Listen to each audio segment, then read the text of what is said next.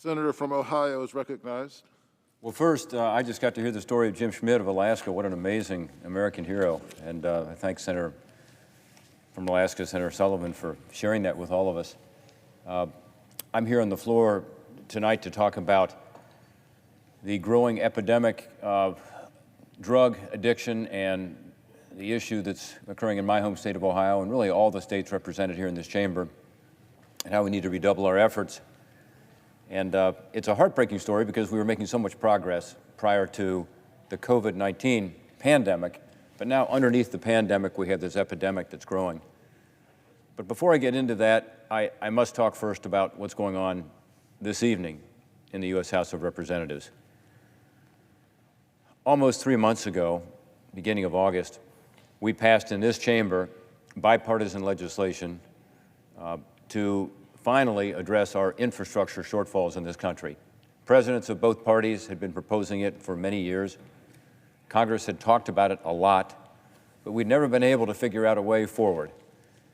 And so a group of 10 Republicans, 10 Democrats got together and said, we're going to grow this from the middle out and figure out how to address our infrastructure challenges and do so in a bipartisan way. We did that. The President of the United States, President Biden, supported our effort, and we were able to get that legislation across the floor here in the United States Senate. Not without some challenges and some changes, modifications, but we were able to do it because it was great for America, great for every state represented here, because it was repairing roads and bridges, but also our ports, our waterways, our water infrastructure, our infrastructure that's considered digital, which would be high-speed internet, make sure it is available to all of our citizens. So a lot of things that people had talked about for a long time, said they were for, but finally we were able to actually put it into writing and get it done. And it passed this chamber with a big vote, 69 votes. Rarely does something so significant pass this chamber with that kind of bipartisan support. Unfortunately, it has languished in the House of Representatives for almost 3 months, since early August.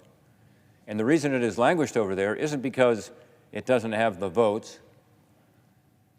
It's really more because people would like to use it as a hostage for something they want even more. And that's just wrong. And so tonight I urge my House colleagues, Democrat and Republican alike, to put aside the partisanship and focus on the substance of the bill and pass it. It's been held political hostage to something that House Democrats, particularly progressives in the House, want even more. It's not that they're opposed to infrastructure. They know this is needed. They know it's good for their constituents. It's good for our country. It's because they want even more to pass a massive new spending bill called sometimes the Build Back Better bill, sometimes the reconciliation bill, sometimes the $3.5 trillion tax and spend bill. But that is totally separate from infrastructure, but that's really what they want to pass. So they know that a lot of moderate Democrats support the infrastructure bill. They need those moderate Democrats to support the massive tax and spend bill. So in effect, they've held it hostage. They have not allowed the infrastructure bill to move unless they get commitments on the bill they really want, which is the tax and spend bill. I think that's just wrong. And so I urge the Speaker of the House and my colleagues in the House to go ahead and vote on that legislation this evening. I know there's been back and forth all day about what will happen. All I can say is it's the right thing to do for our country. You think about it, the infrastructure bill is exactly what we need right now. Not only do we have a long-term challenge everybody knows about and we've been talking about for literally decades, but for the problems we face right now in our economy, it's very effective. Inflation. Everybody's concerned about it, and they should be. Cost of gasoline at the pump is up about 42% this year compared to last year. It's really tough on middle-class families because although paychecks may have gone up a little bit, inflation's gone up higher. So it's essentially a tax on so many of our working families in this country. But everything's up. Food, clothing, furniture, everything. So inflation is driven in part by the stimulus spending. You remember back in March, there was a big bill, $1.9 trillion, and many of us said, including some Democrats, including famously Larry Summers, who's a former Democratic Secretary of Treasury for President Obama, and in the Clinton administration, said if you do this massive amount of spending, unprecedented amount of stimulus spending, you will drive up inflation because you're putting many more dollars into people's pockets, into the economy, at a time when the economy is already beginning to improve, and it will be chasing fewer and fewer goods, and that'll raise inflation. And that's exactly what has happened, which is bad for everybody, particularly, again, lower and middle income families that are seeing this hidden tax, really, on everything they buy, and again, taking away the power of their slight increase in wages that we've seen. In fact, when you look at the data, it looks like wages have actually gone down in the past year. They've gone down. So, because after inflation, wages are worth less. So that's where we are right now, and the infrastructure bill is actually counter-inflationary. Why do I say that? Because it doesn't invest in the way that the tax and spend bill invests. It's not about stimulus, it's about longer-term investments in hard capital assets. So the economists look at that, including conservative economists at the American Enterprise Institute, including Doug Holtz-Eakin, who's a former CBO director here and a more conservative economist, and they say, no, this actually will be counter-inflationary because you're investing long-term in these capital assets, creating jobs, making our economy more efficient, making it more productive, and therefore, in this instance now, where we have this high inflation, it's a good thing to do. Number two, we've had a lot of natural disasters in this country, particularly in the last year. About 1 out of every 3 Americans, apparently, lives in an area that has been subject to one of these natural disasters. It's the hurricanes, it's the floods, it's the wildfires. It's something that is affecting our country in a major way right now. We hear about it virtually every week. This legislation, the infrastructure bill, actually has provisions for resiliency to mitigate the damage from these natural disasters. So it is a well-timed bill in that sense as well.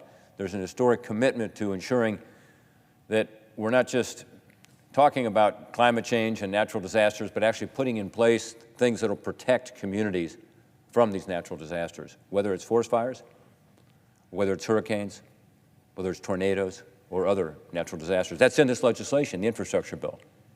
And finally, what's one of the biggest issues we face right now in terms of our economy? The supply chain crisis. Go to a store in your community, as many of you have, and you'll see that the shelves are a lot barer than they used to be. And there's not much on the shelves because we got this supply chain problem, kind of a bottleneck.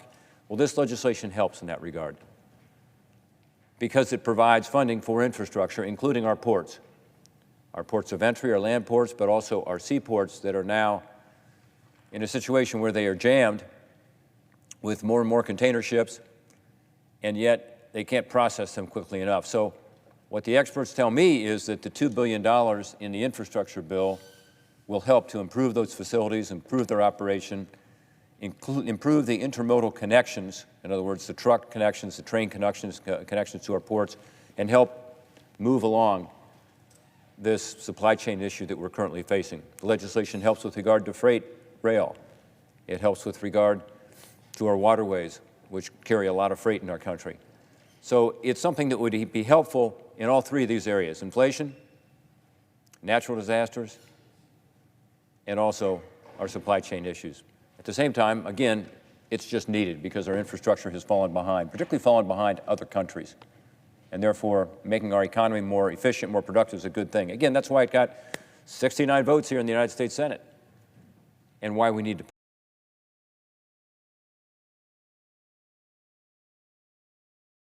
pass it. It is totally different from the tax and spend reconciliation bill, which again is massive new spending, massive tax increases, which will add to inflation, and at a time when we have such high debts and deficits, it will add to our record level of debt and deficit.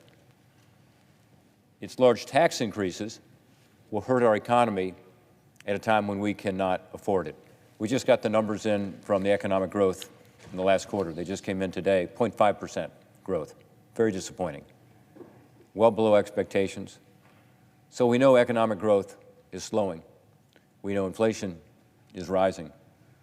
We know that this is not the time for us to put forward this kind of legislation because it will aggravate the inflationary pressures, but it also causes us at a time of debt and deficits to see big increases in spending. And finally, again, at a time when our economy is unfortunately not performing the way we would like to see it, it's slowing down. It's the worst economic quarter we've had since 2000. We need to be sure we're not adding new taxes to our economy at this time. So the timing is bad.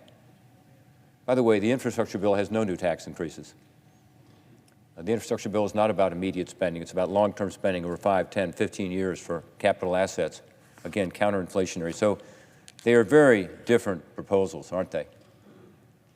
I call on my colleagues in the House tonight to pass this legislation. Get the infrastructure bill done.